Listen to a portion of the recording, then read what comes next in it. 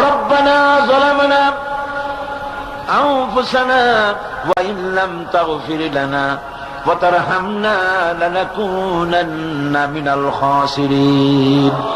সবাই পড়েন আমার সাথে, রব্বানা যালামনা আনফুসানা ওয়া ইন লাম তাগফির লানা ওয়া তারহামনা লানাকুনান্না মিনাল খাসিরিন।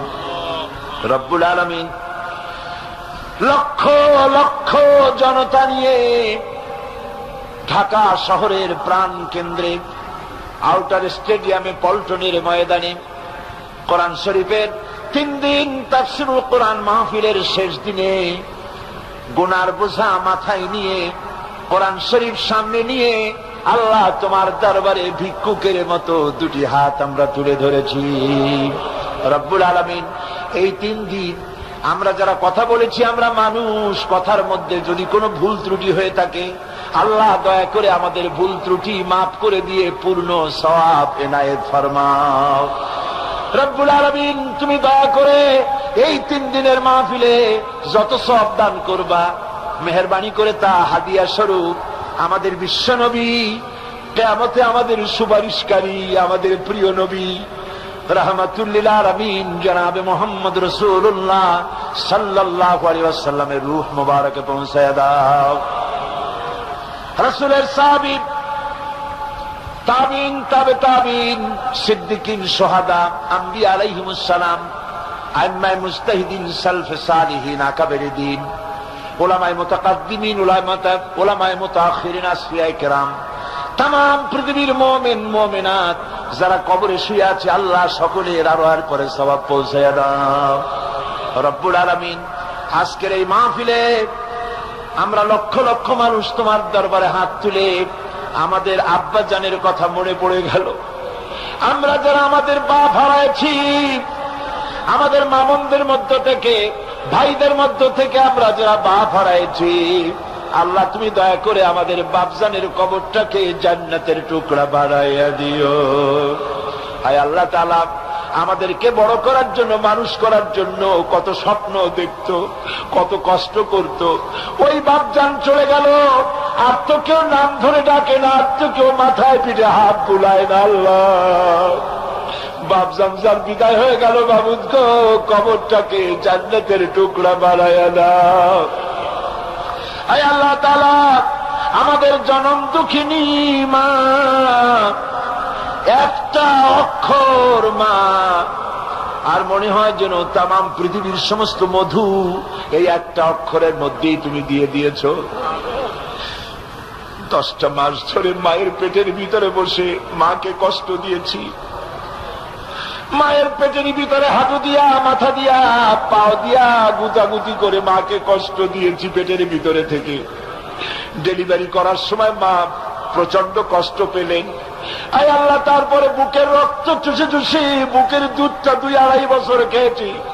মায়ের কোলে থেকে মাকে পেশাব পায়খানা করে মায়ের কাপড় চোপড় নষ্ট করেছি। কোনদিন বিরক্ত হয়ে একটা আছাড় দেয় নাই, একটা থাপ্পড় মারে নাই। আয় আল্লাহ ক্ষুধা পেটে মা খেতে বসেছে, মায়ের কোলে বসে বাচ্চা পায়খানা করেছে, মা রাগ করে ছেলেকে থাপ্পড় মারে নাই, ভাতের খাবারটা ঠেলে রেখে বাচ্চাটারে পায়খানা সাফ করে নিজে আবার কাপড় পাল্টাইয়া ছেলেটার মুখে চুমা দিয়া আবার খাইতে বসেছে। এইভাবে করে মাকে নির্যাতন করলাম। ওই মা যাদের বিদায় হয়ে গেছে আল্লাহ মায়ের কবর জান্নাতের টুকরা বানাইয়া দাও। রব্বির হামহুমা কামা রব্বায়ানি সগীরা। সবাই বলেন আমার সাথে, রব্বির হামহুমা কামা রব্বায়ানি সগীরা। আয় আল্লাহ আমাদের মা বাপ যাদের বেঁচে আছে সুস্থ রাখো, ভালো রাখো, ইমানের সাথে রাখো, ইজ্জতের সাথে রাখো। আয় আল্লাহ মায়ের ঋণ তো কিছুতেই শোধ করতে পারবো না। আমরা যদি আমাদের বুকের চামড়া দিয়া মায়ের পায়ের 1 জোড়া জুতা তৈরি করে দেই, মায়ের 1 ফোঁটা দুধের হক তো আদায় হবে না। আল্লাহ মা যাদের মরে গেছে ওরাই বসে কি হারাইছে, আল্লাহ আমাদের মা যাদের বেঁচে আছে ভালো রাখো, সুস্থ রাখো। আপনারা দোয়া করেন আমার মাও সুস্থ।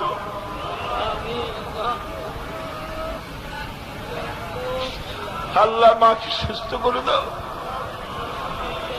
তার যদি হায়াত না থাকে ঈমানের সাথে সম্মানের সাথে তোমার কাছে উঠায় না, বিছানায় কষ্ট দিও না বাবু।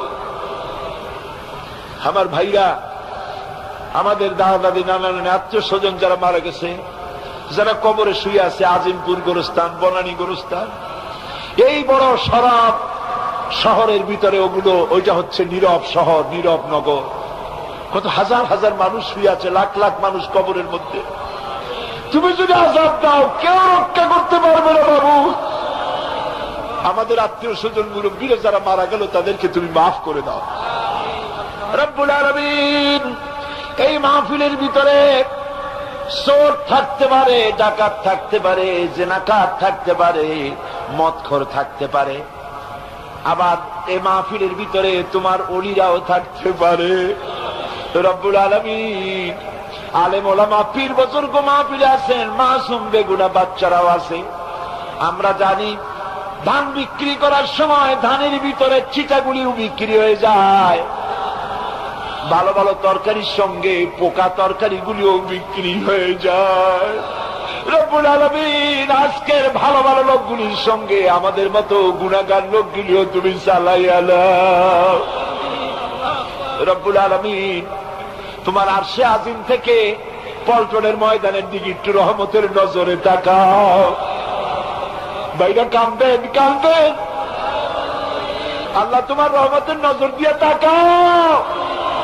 পল্টনের মাঠের দিকে তাকাও রব্বুল আলামিন। পল্টনের লক্ষ লক্ষ জনতার কান্নার আওয়াজ মদিনায় পৌঁছাইয়া দাও।